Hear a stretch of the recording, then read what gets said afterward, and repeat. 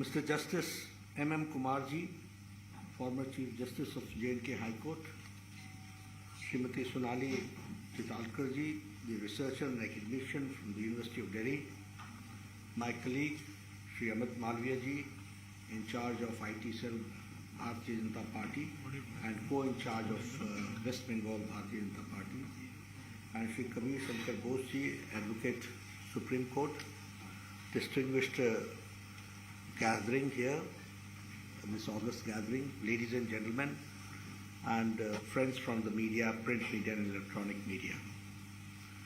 It is indeed a matter of great opportunity for me to be here to launch the book, which is Democracy in Coma, Silenced Voices for Women Victims in Bengal.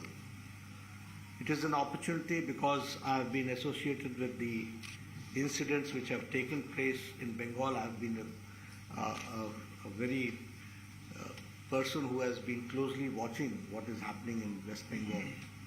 So giving me this opportunity to launch this book, I am really grateful and thankful to the organizers for giving me this opportunity. And I must appreciate the work done by Sonali ji, Shruti Mishra ji, Vijita ji and Monica Agrawal ji. The boldness they have shown and the commitment they have shown by coming out with this book, I really congratulate all of them for doing a good job. And one more thing, that you have fought for the dignity of women. And when women fights for the dignity of women, I think it gains a lot of strength. So your efforts are not going to go waste. It is going to be really giving the desired results in the society. That is what I feel. Friends, when I talk about democracy in coma, silenced voices of women victims in Bengal, I feel very disturbed, and I also feel the situation in West Bengal which is facing. You see, we the country is known for the mother of democracy. And there was a very famous saying that what Bengal thinks today, India thinks tomorrow. So that socially, culturally, ethically, Bengal has been a leader in many ways. And many literary figures, many people in the spiritual world, many saints from West Bengal who have given direction to the country. If I talk about the social reformers, we find that the leaders have been from Bengal. If I talk about political reformers, we find leaders from Bengal. And that is why the famous saying was that what Bengal thinks today, India thinks tomorrow. But the situation and plight has been something which pains a lot, which gives us a lot of pain. And it is very painful to understand what is happening in West Bengal. And so, when the authors have tried to narrate the incidents, and as rightly said by Sonali ji, that this is not a story. These are incidents. These are the factual incidents which have been quoted. So when we go through all this, we find in what shape and in what condition Bengal is very painful, and we have to understand the basics which the present TMC, Trinamool Congress, and the Mamata Banerjee government is doing, that we have to understand. On one hand, we say that which is mother of democracy. On the other hand, we find that the Mamata ji's style of functioning is to silence the opposition, to see to it that there is no opposition. And for that, all types of activities, all types of initiatives she takes in the government to see to it that the opposition is silenced. And when I talk about, I always say that 𝐒𝐤𝐥𝐞𝐧, a ghost of future, a film, where it talks about Mamata ji's style of functioning. So that is called off from the theatres. If I talk about teen Kanya screening, which is more or less, which talks about the Park Street rape case, so that is also banned. If I talk about the cartoonist who was jailed, and if I talk about recently the Kerala story. Now, by banning such films, if I talk about the Kerala story, I would like to share with you. It is a very unique type of terrorism which is taking place. Very unique. You see, in terrorism you find bombs, you find pistols, you find automatic machines, you find sound, a lot of sound. But here terrorism is taking place where there is no sound. And it is a direct help to ISIS. It is a direct help to ISIS. And it has got nothing to do with any religion. It has got nothing to do with any state. It is something which is related to the nation, and it is related to world at large. You see, people are going to ISIS from Australia, people are going from England, people are going from France, from Europe, from America. So it's a world terrorist problem. But here in India, we, the champions of democracy, try to ban the film which speaks how things are going on. And I also, even the Kerala ex-chief minister has shown his concern. Even one of the justices of, Mr. Justice of Kerala High Court has shown concern. But Mamta ji is the champion, one of the champions, to ban this Kerala story that we have to understand. Shyama Prasad Mukherjee, we all know. And I, coming from as the national president of Bharatiya Janata Party, it becomes my responsibility to share with you that what he thought about democracy and what he thought about the ethos of India and what he thought how the democracy should function. He said in the Parliament on 6 December 1950, I quote, "I have nothing to say against communist philosophy as such. The Indian people may decide to adopt whatever ism they would like to adopt. I am not referring to any ideologies for which England or America may stand or their sins of omission and commission. But there are certain fundamental and basic ideologies for which India has stood and even stands today. We stand for freedom, we stand for freedom of expression, we stand for freedom of thought, we stand for freedom of religion, and our constitution is based on sound principles of democracy." This he spoke in 1950, on 6 December in Parliament. That means the founding fathers of the constitution were very clear about it, that how we have to protect democracy and how we have to see to it that the democracy is on a very solid ground and it is not intimidated or taken for a ride or something of that sort. But yes, he again says that India will not therefore and cannot accept the principles attached to totalitarian and dictatorship. So we have rejected this totalitarian society, dictatorship society. इसको हम लोगों ने reject कर दिया और democracy के sound ground पर constitution के आधार पर हम लोगों ने खड़ा करने का प्रयास किया। लेकिन जो घटनाएं घटती हैं वो घटनाएं अपने आप में बहुत ही चिंताजनक है and it is really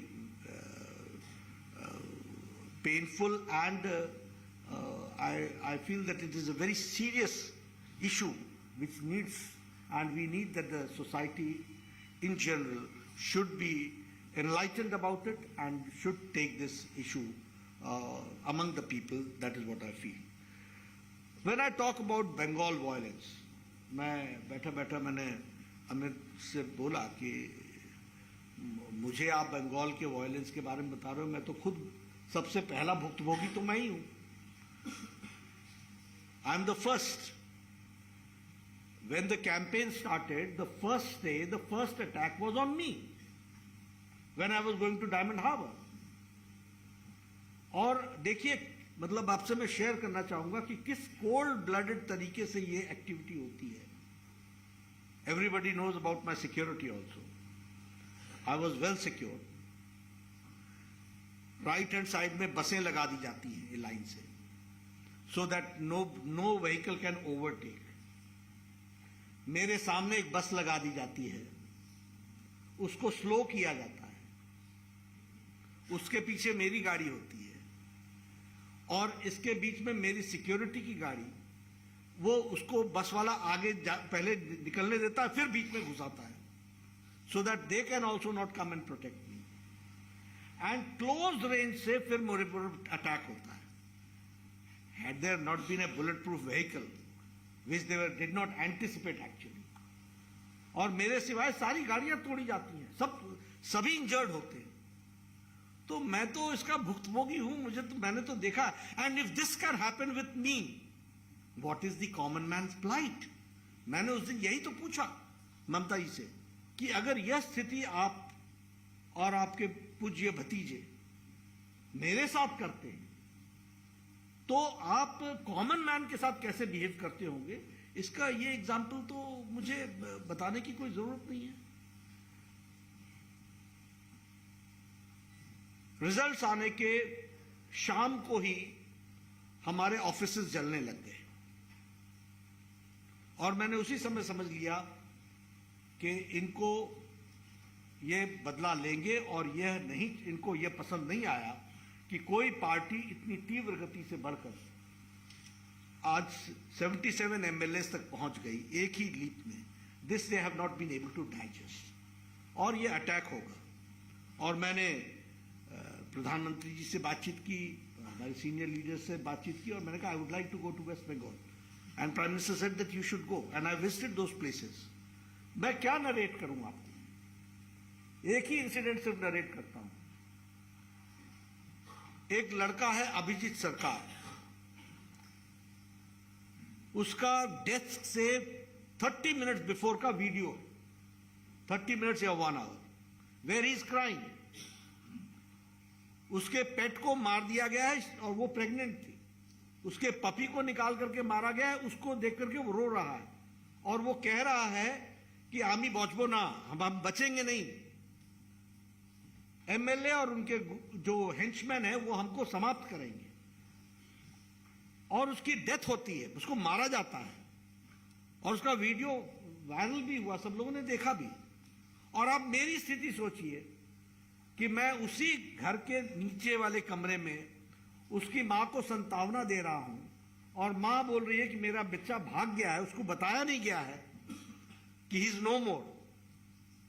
एक भाई पहले भाग गया है और वो बोल रहा है मेरे बच्चे को ढूंढ के लाओ, मेरे बच्चे को ढूंढ के लाओ, जहां भी है वो ठीक होना चाहिए, वगैरह वगैरह। आप सोचिए वो शाम हमने कैसे गुजारी होगी, क्या स्थिति हुई है, किस तरीके से ये घटनाएं घटी हैं। फिर आप बोलते हो कि वहां रूल ऑफ लॉ है।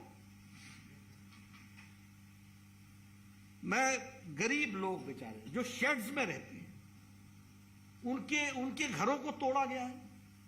आप इसमें कुछ फोटोग्राफ्स दिए हैं, वो आपको देखने को मिलेगा।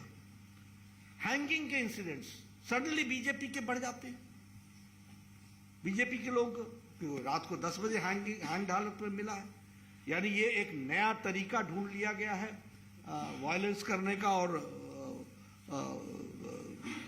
केस को शट करने का और उसको समाप्त करने का।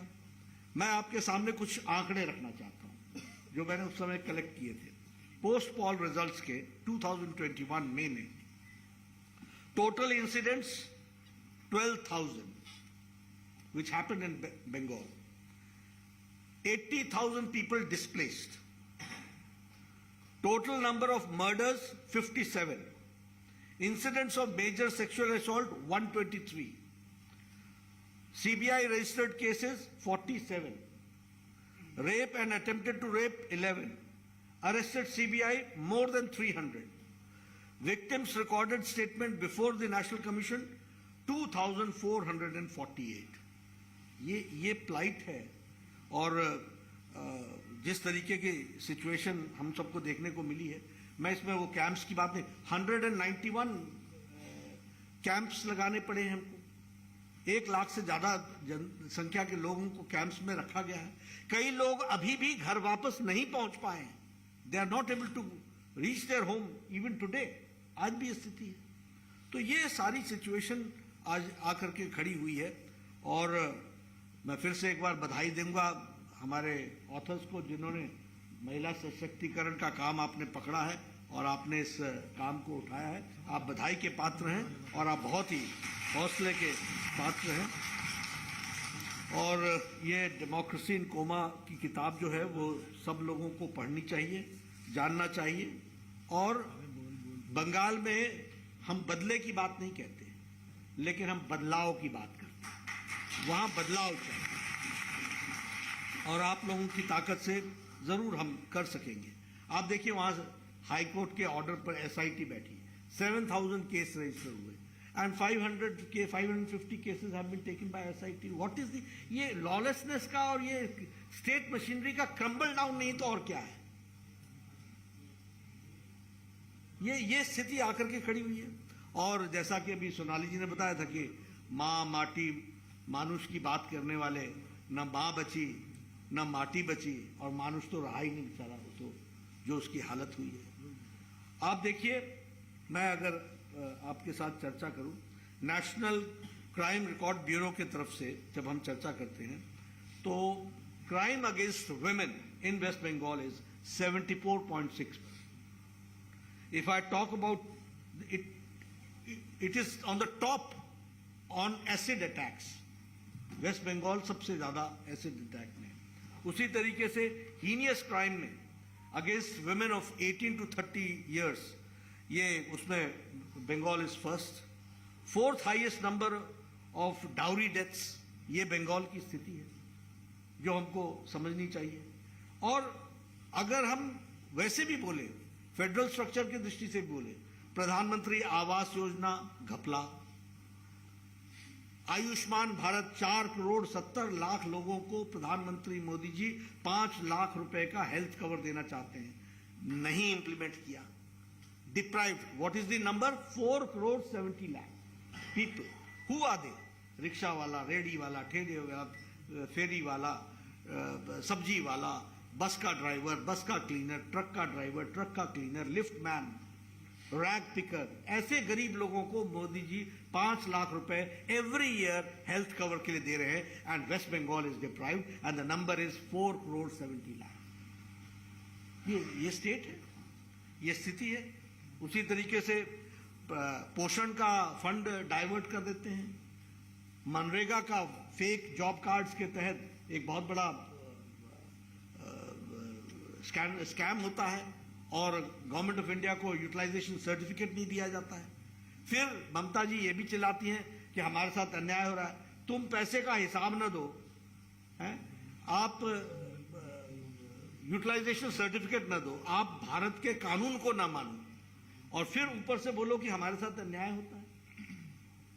जितना वेस्ट बंगाल को हम लोगों ने देने का प्रयास किया है और जितना मिस यूटिलाइजेशन हुआ है, प्रधानमंत्री गरीब कल्याण अन्न योजना में भी आप सबको मालूम है कि बहुत बड़ा उसमें भी गड़बड़ी हुई है।